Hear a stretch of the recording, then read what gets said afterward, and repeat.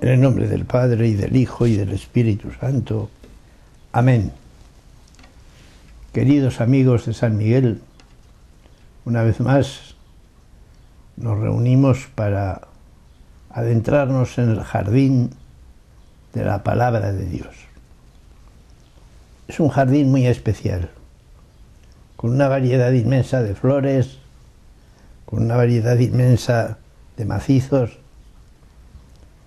y también con espinas, lo que llamábamos de críos arañones. Se puede uno hacer daño en la palabra de Dios. La palabra de Dios le puede invadir y le puede hacer daño en el buen sentido de la palabra. Le puede rasgar heridas que estén cerradas en falso y llevarle directamente a la conversión. Vamos a hacer una reflexión sobre la fe, centrándonos después en un punto concreto que os diré. Vamos a tomar una flor de ese jardín, un solo versículo de San Pablo. Fijaos, muchas veces leemos la palabra de Dios y no sentimos nada especial. Sin embargo, a lo mejor un día un versículo nos hace cambiar, nos hace vivir de otra manera. A mí me hizo mucho bien en el capítulo 5 de los Gálatas lo que dice Pablo.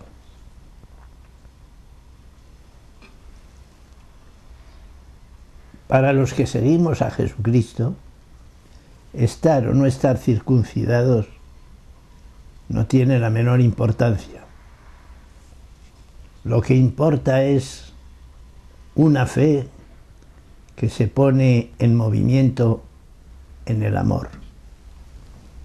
Hermanos, esa frase a mí me dejó cao. ¿Cómo traduciríamos hoy el estar o no estar circuncidado? El hacer este o el otro rito, acudir a esta o aquella cofradía, incluso las mismas prácticas, que podrían ser a lo mejor un poco sin sustancia, un poco por obligación, no por necesidad. Todo esto es muy triste. Y él dice que lo que vale es una fe que se pone en movimiento en el amor.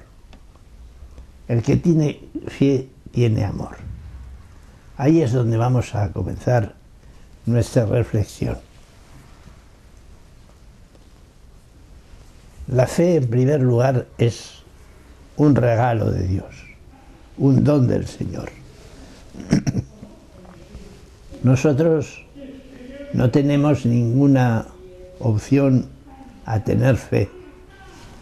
Por nuestros propios medios no podemos tener fe, ni conservarla, ni comunicarla. Yo recuerdo siempre que me da mucha pena cuando me acuerdo que me vino todo un médico, todo un doctor, y me dijo, por favor, hágame usted creer. Y le dije, yo no puedo hacer eso. Eso lo tiene que hacer el Señor. El Señor da la fe cuando quiere y como quiere y a quien quiere. Ahora, una cosa te digo, si tú quieres creer, ya estás creyendo. Él aparecerá por algún sitio porque está deseando encontrarse contigo. Entonces, hermanos, cogemos esa frase de San Pablo y vamos a desgranarla un poco con algunos puntos importantes. En primer lugar, la fe es una certeza,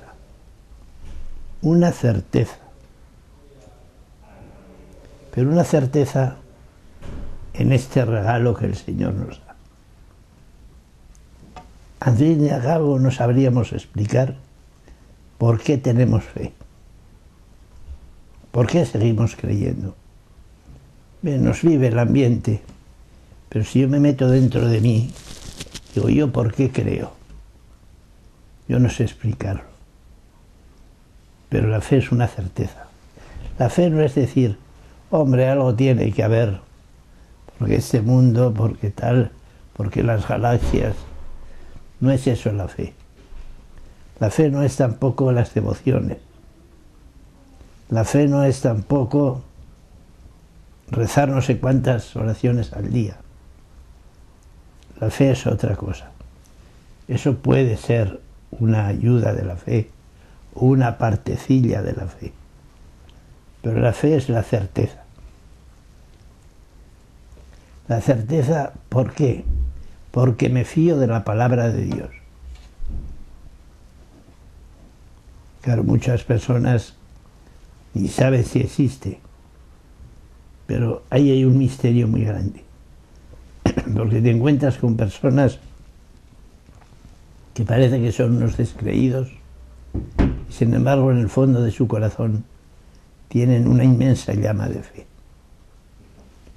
El mismo Benedicto XVI lo dijo en Oxford. Un incrédulo que busca, uno que no tiene fe, un agnóstico que busca, puede estar más cerca de Dios que un cristiano tibio, un cristiano frío. Eso es realmente maravilloso. La certeza es porque Dios no me puede hacer a mí una mala faena. Dios me quiere, Dios me ama. La fe, sobre todo, que el Señor se ha volcado en mí. ¿En quién creemos? Creemos sobre todo en aquel que nos ama. Cuando sabemos que alguien nos ama, nos fiamos de él. Ya decía Erich Fromm en aquel librito El arte de amar, solo el amor es digno de crédito. Y si yo me puedo fiar de Dios es porque tengo la certeza que me da la fe de que Él me ama, de que Él me quiere. ¿Qué falta hace, hermanos, que ahondemos en la fe? Yo me pregunto a veces, ¿cómo es posible que habiendo tantos cristianos en el mundo todavía no cambie? Sino al contrario, parece que empeora. Parece que cada vez se pone más tumultuoso, más tormentoso. Parece que estamos en medio de un mar embravecido. ¿Cómo es posible que los cristianos no cambiemos el mundo? La certeza de Dios. El amor es lo más importante.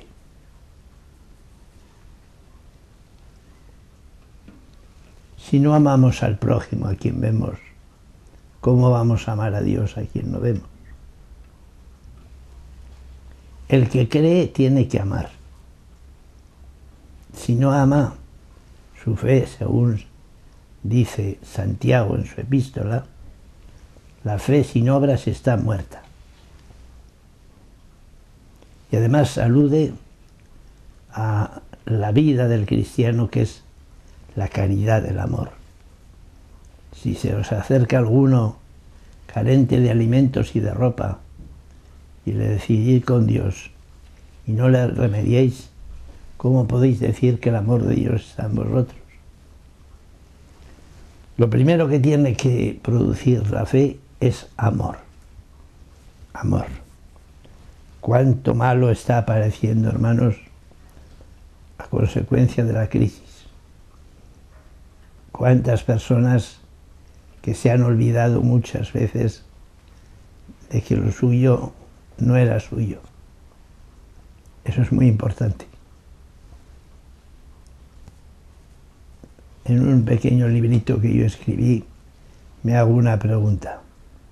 ¿Estás seguro de que todo lo que tienes es tuyo? Uno de los signos de la fe es tener sensibilidad evangélica para darme cuenta de que no todo lo que tengo es mío. También Jesús, en el capítulo 25 de San Mateo, cuando habla del juicio definitivo, dice: diré a los de la derecha, venid benditos de mi Padre a poseer el reino que os he prometido.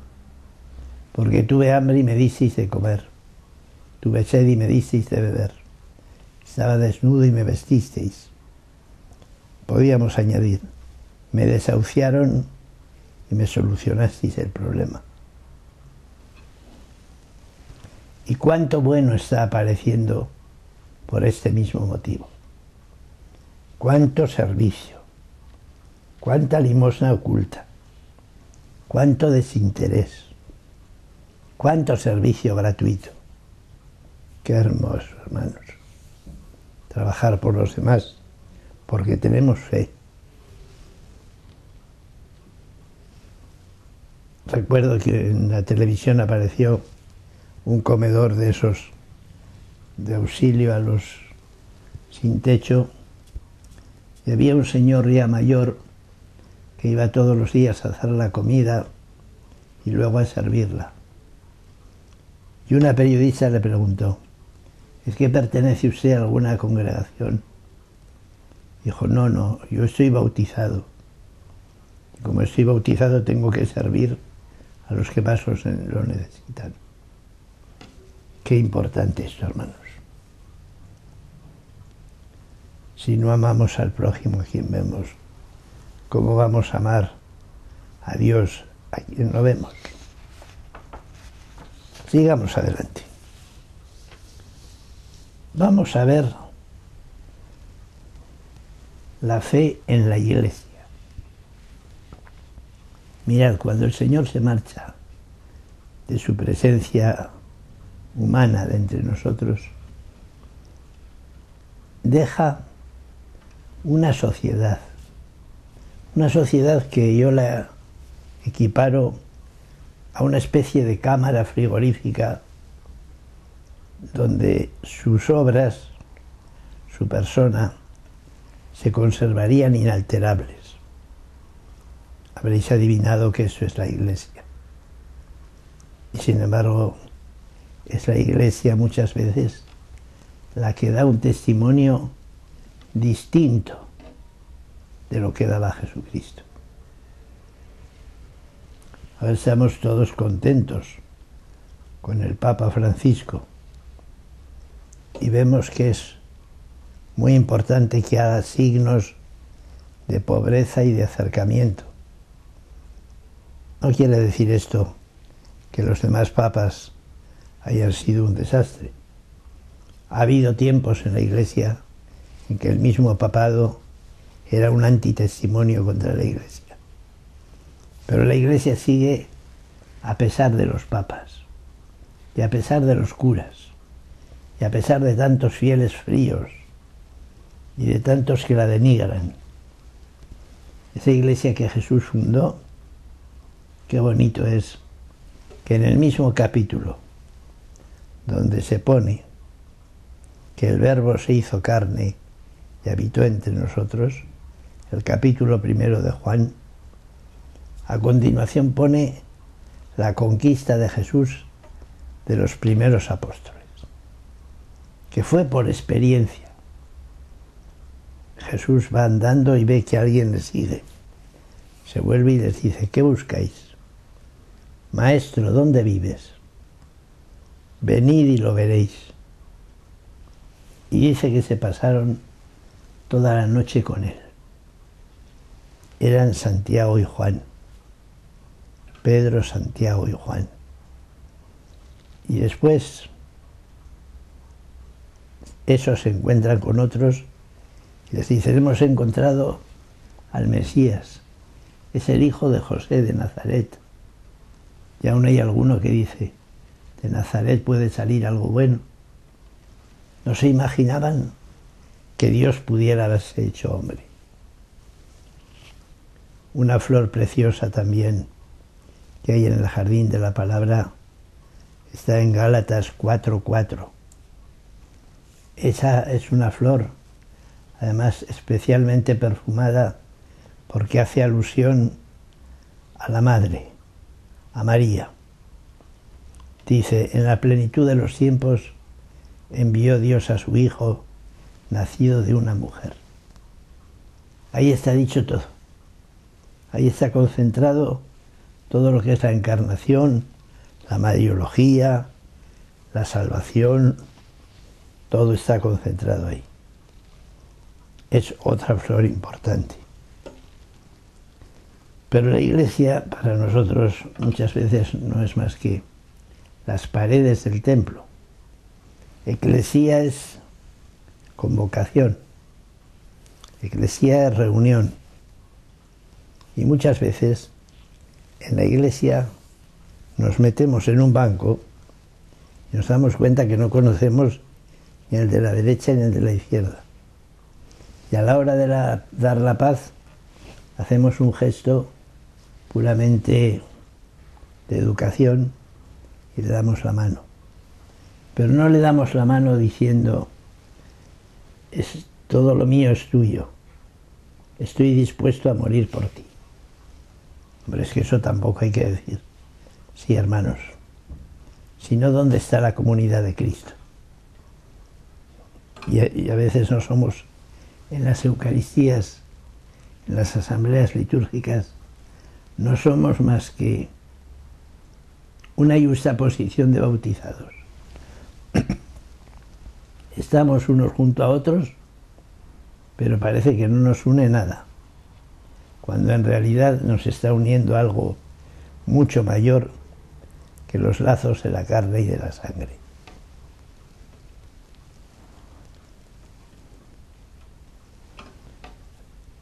Dios es todo amor y Dios quiere a todo trance que vivamos esta certeza de su amor.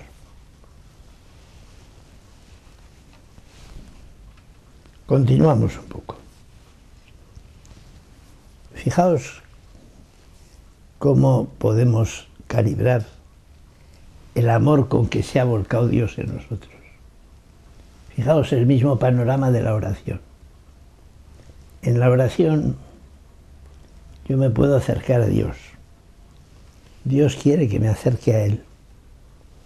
Pero no solamente que me acerque, es que Dios me admite a su intimidad. Me dice sus cosas más secretas. Y yo le puedo contar lo más secreto de mi vida. ¿Cuándo llegaremos, hermanos, a esa intimidad viva con Cristo? Dios es amor, diría San Juan. Yo pensaba a veces una cosa que os parecerá disparatada. No le hagáis mucho caso porque es cosa mía. A mí me da la impresión de que Dios tiene hecha una apuesta con el hombre y que le ha dicho al hombre, a ver quién gana esta apuesta. Si tú ofendiéndome y yéndote lejos de mí, o yo amándote. ¿Quién vencerá, hermanos? Vencerá Él. Santa Teresa de Lisieux siempre se apostaba con el Señor a ver quién le quería más a quién. Y dice ella que siempre ganaba Él. Esa es nuestra gran esperanza, nuestra gran alegría, que Él nos ama, que Él nos ama. Y que a Dios nadie le arrebata un hijo. Y es verdad que la Iglesia es cosa humana. Sí, hermanos, es cosa humana, pero que tiene su raíz en el cielo. La Iglesia es un misterio. La Iglesia es a la vez santa, inmensamente santa, y a la vez es pecadora, inmensamente pecadora. Pero dentro de la Iglesia está el Espíritu de Cristo, que es el que la dirige. Nos da mucha pena cuando oímos pecados inexplicables en ministros de la Iglesia. Cuánto daño habrá hecho las noticias de pederastia a lo largo y ancho del mundo. Pero también tenemos que pensar, el que esté limpio de pecado, que tire la primera piedra. Es que no tengo yo mis propios pecados. Es que no tengo yo mis propias miserias. Es verdad que un ministro del Señor tiene que ser algo especial, pero todos tenemos nuestro pecado. Pues eso ocurre en la Iglesia. Pero en la Iglesia, fijaos, hay como dos partes, dos facetas. Una es la Iglesia que se ve, pues todo lo que hacemos en el templo, los gestos que tenemos unos con otros, los sacramentos, la Eucaristía de la que vamos a hablar especialmente. Pero aunque se ve todo eso, hay otra parte que no se ve. Y la que no se ve es una corriente subterránea de unas aguas purísimas que emanan desde la eternidad y desde la Trinidad Santísima, que no sabemos lo que es eso. Y ahí en esa corriente están los humildes, están los que sirven gratis, están los pobres, están los abandonados. En esas aguas se limpia el pecador más empedernido. En esas aguas se redime todo aquello que puede ser falta entre los hombres. Hermanos, qué importante es esto. Cuánto se habla de la Iglesia y qué poco se le conoce. Cuánto se le denigra y qué poco se le ama. ¿Sabéis por qué? Porque la consideramos como algo puramente humano. Y es humana, ya lo creo que es humana. Cristo quiso que fuera cosa de hombres y la apoyó sobre la piedra que fue el apóstol que le negó. Qué tremendo es esto, hermanos. Tú eres Pedro y sobre esta piedra edificaré mi iglesia. Pedro le ha confesado, tú eres el Hijo de Dios. Eso no te lo ha dicho a ti nadie de carne y sangre, sino que te lo ha revelado mi Padre que está en los cielos. Y tú eres Pedro y sobre esta piedra edificaré mi iglesia y las puertas del infierno no prevalecerán junto a ella, contra ella. Es cosa humana, pero es a la vez algo que está asentado en una raíz divina, que es la Trinidad. La Iglesia, hermanos, la Iglesia que dirige el Espíritu Santo. Y en medio de esa iglesia, en medio de ese estuche de los misterios de Dios, la Eucaristía. La Eucaristía, queridos amigos, que para mí es cada vez más grande. No se puede comprender la Eucaristía. Si la comprendiéramos, moriríamos.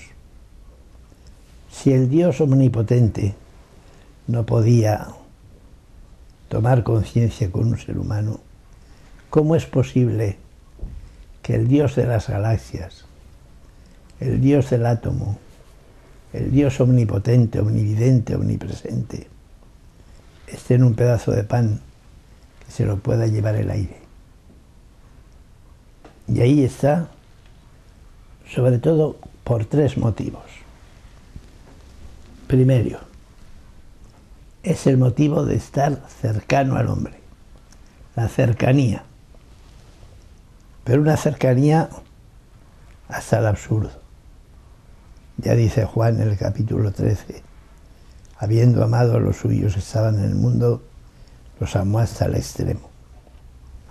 Y después de lavarles los pies, que el lavatorio de los pies quedó vinculado estrechamente a la Eucaristía, lo cual quiere decir que nadie puede recibir el cuerpo de Cristo si no ha lavado el cuerpo del hermano.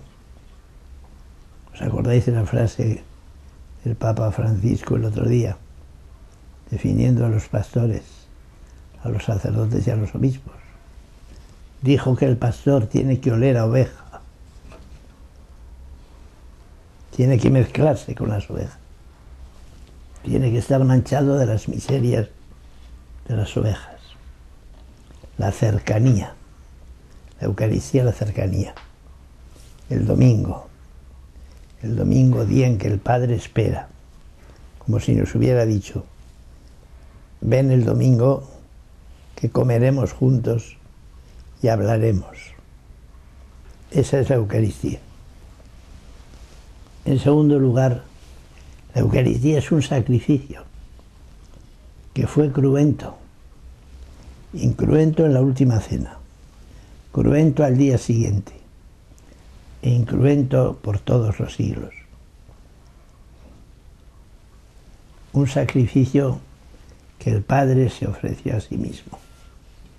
Nosotros no podemos ofrecerle sacrificios como reparación de nuestros pecados. ¿Recordáis aquella parábola del siervo sin entrañas? Un siervo que le debía a su amo 10.000 talentos. 10.000 talentos era una brutalidad de dinero. Para que os hagáis idea, alguna otra vez os lo he dicho, equivalía a unos 11 millones de dólares.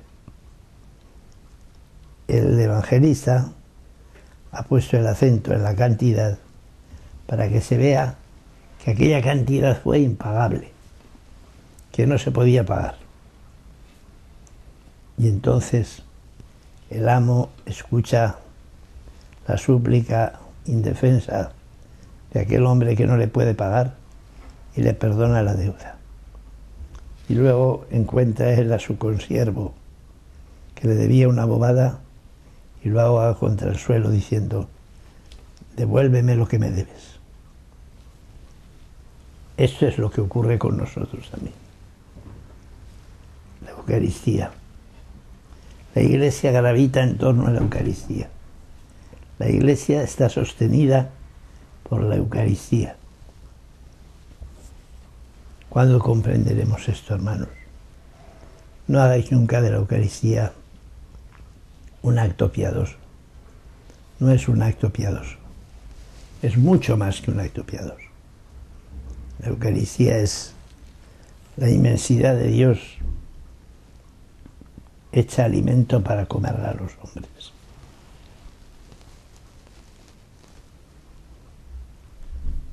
Y tercero, la Eucaristía es la respuesta definitiva y total al hombre. ¿Dónde está Dios? No sabemos dónde está Dios. ¿Cómo voy a saber yo cómo es Dios? ¿Cómo voy a tener yo fe si no lo veo? Ahí lo tienes en la Eucaristía. Es el sí amoroso, definitivo y absoluto que Dios da a los hombres.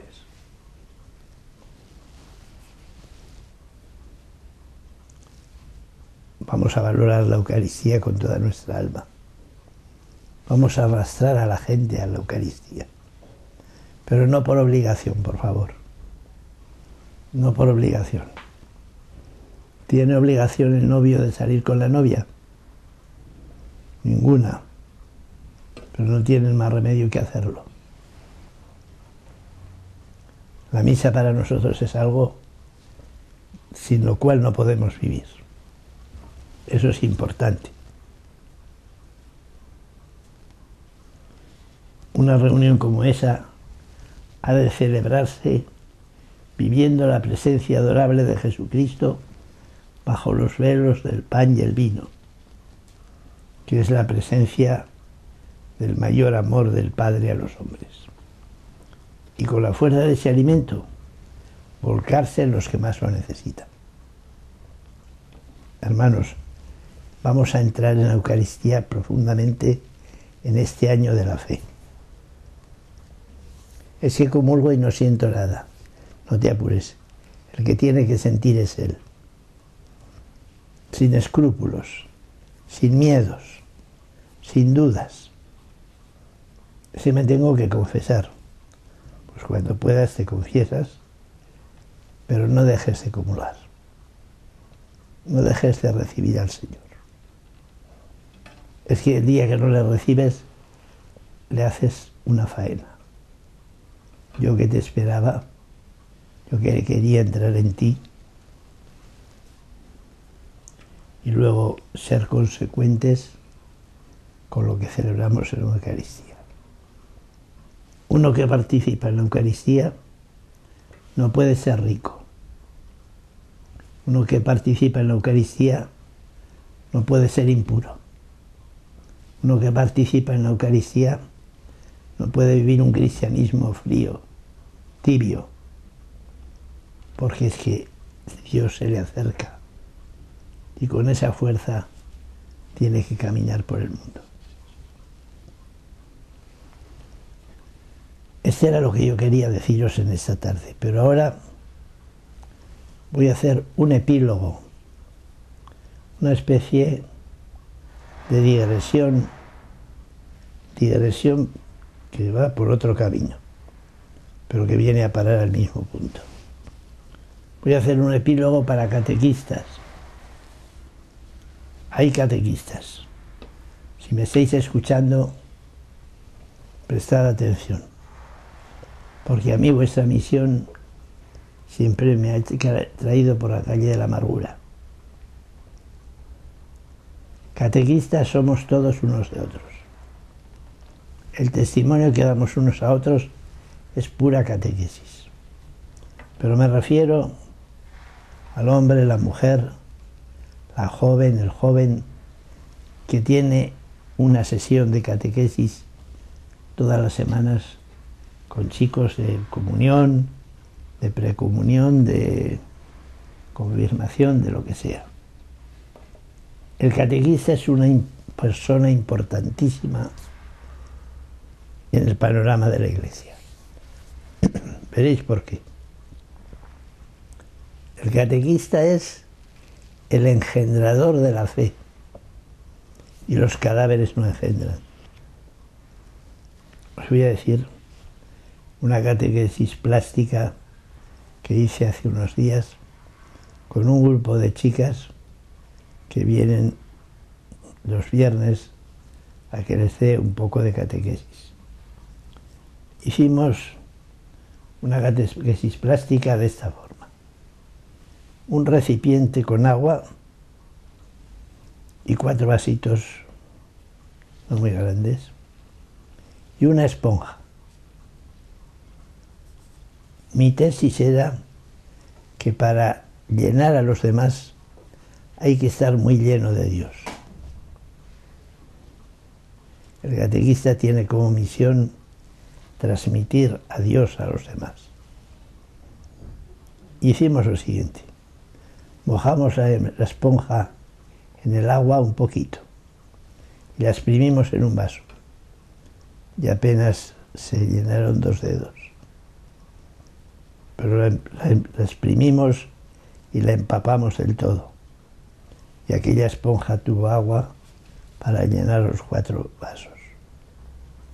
Entonces es necesario que un catequista esté totalmente empapado en Dios. Si no, no puede dar nada a los demás. No puede dar nada a los demás. Una catequista que fuera una vanidosa, un catequista que fuera simplemente un hombre apoyado en sus influencias, no es su misión. Esa no es su misión. El catequista es un hombre a quien Dios le ha escogido y lo ha enviado a anunciar su reino. Hasta cierto punto es alguien que precede a la labor del sacerdote, porque el sacerdote da los sacramentos, tiene poder para perdonar, para consagrar el cuerpo de Cristo, pero el sacerdote puede ser también catequista. Desde luego, y todo sacerdote debe ser un catequista nato, pero él tiene su misión concreta y no se pueden echar ladrillos en el agua. El catequista o la catequista es la que pone los cimientos y ahí se edifica después todo el cuerpo de Cristo. Su misión es sagrada. Su misión es de una vida de oración intensa. Luego la preparación de los temas tiene que ser, pero de lo más delicado. Preparar el qué, que es el tema del día, y preparar el cómo. ¿Os acordáis cuando la penicilina no se podía inyectar directamente porque era un polvito? Había que disolverlo en agua bidestilada y entonces entraba perfectamente en la inyección. Lo mismo os digo yo, la catequesis. El tema de catequesis que tú vas a inocular en el corazón de aquel niño o de aquel joven tiene que tener un disolvente para que le entre fácilmente. Y será, pues, con ejemplos que él comprenda, viendo lo positivo de la fe. Hay que reconocer que la catequesis no ha sido siempre buena y que a los niños se les ha metido muchas veces miedos en el cuerpo y en el corazón. Se ha presentado a Dios como un juez severísimo a quien nada se le oculta. Hay que hablarles mucho del amor del Señor, mucho, del amor de Jesucristo. Leer con frecuencia textos del Evangelio y enseñarles a manejar la Biblia. Hablar también mucho de la Iglesia como comunidad. Y cuando ellos van a misa, sepan que van a encontrarse con la comunidad. Cuidad mucho de no engendrar en ellos miedos, dudas o escrúpulos, que luego a veces duran toda la vida. Ojo al sexto mandamiento. Mucho cuidado con esto. Hablarles con toda claridad, pero con toda delicadeza y quitando todo lo que pueda tener de inquietud y de inexactitud en lo que realmente es.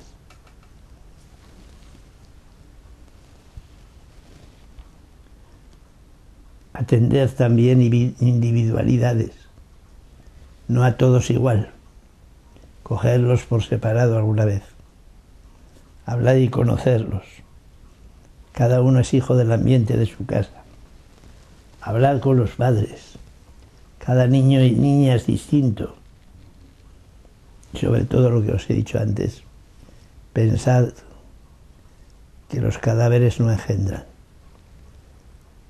y que tú tienes que ser una buena catequista o un buen catequista en tanto en cuanto estés enchufado, digámoslo así, a los voltios de Cristo. Todo esto el catequista ha de llevarlo en una vida de oración caliente y constante, que le pondrá en la pista para desempeñar su magnífico pero difícil ministerio y de mucha responsabilidad. Amigos, esta era mi charla de esta tarde. Quizá os ha resultado un poco pesada, un poco desilvanada. Quedaos sobre todo con lo primero, la flor primera que hemos cogido. El estar circuncidados o no circuncidados no importa nada. Lo que importa es una fe que se pone en juego en el amor. Ahí está el secreto de nuestras vidas. Queridos todos, no dejéis pasar inútilmente este año de la fe. Los matrimonios, sentaos uno frente al otro y preguntaos por vuestra fe. Y preguntaos por la fe de vuestros hijos. Los matrimonios que vais a tener una niña o un niño para hacer la primera comunión. La catequesis de la primera comunión empieza cuando se sientan los padres y se preguntan, ¿qué tal va nuestro matrimonio? ¿Y nuestra fe? ¿Cuánto tiempo hace que no hemos hablado de esto? ¿Y qué nos pasa ahora que va a hacer la primera comunión nuestro hijo o nuestra hija? ¿Qué supone eso en nuestras vidas? En la confirmación otro tanto. Es que hay muchas cosas que hacer. Su padre sale mucho, trabaja mucho. Sí, pero tiene unos hijos. En fin, no seáis cicateros, rastreros con el Señor. Sed generosos. Y que este año de la fe a vosotros y a mí nos ayude a vivir cerca del Señor siempre. A vivir cerca del Señor siempre, porque como dice San Juan, Él nos amó primero y Él es el amor. Gracias por atenderme y buenas tardes a todos.